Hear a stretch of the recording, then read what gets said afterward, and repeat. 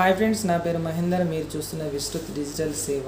Friends, మనకు వచ్చేసి రాజీవ్ యువ వికాసంలో డేట్స్ అనేవి పొడిగించారని చాలామంది డౌట్ అనేది అడుగుతున్నారు. ఫ్రెండ్స్, 14/4/2025 అంటే 14/4/2025 వరకే డేట్ అనేది క్లోజ్ కావడం జరిగింది ఆన్లైన్లో.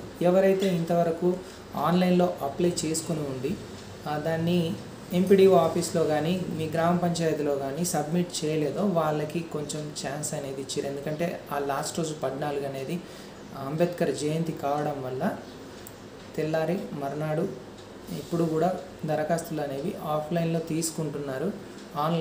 ఆన్లైన్లో అనేది క్లోజ్ చేయడం జరిగింది. ఆన్లైన్లో అప్లికేషన్ చేసుకున్న తర్వాతనే ఈ డాక్యుమెంట్స్ మీరు ఏమేమైతే ఇచ్చారో, ఇదేంటి photo, Aadhaar card, ration card, income, caste, bank book, అలాగే ఇంకా బర్లు ఆవులు అప్లై చేసిన వాళ్ళకి పట్టాదారు పాస్బుక్తో సహా కలిపి ఇవ్వాల్సిన డాక్యుమెంట్స్ ఏవైతే ఉన్నాయో వాటిని మాత్రమే తీసుకుంటున్నారనమాట.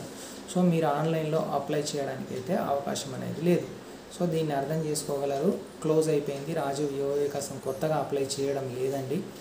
ఓన్లీ ఆల్రెడీ అప్లై చేసిన వాళ్ళ దరఖాస్తులు మాత్రమే ఎంపీడీఓ ఆఫీస్లో కానీ లేదా గ్రామ పంచాయతీలో కానీ తీసుకుంటున్నారు. సో ఇది ఇప్పటి వరకు ఉన్న లాస్ట్ అండ్ చివరి అప్డేటు.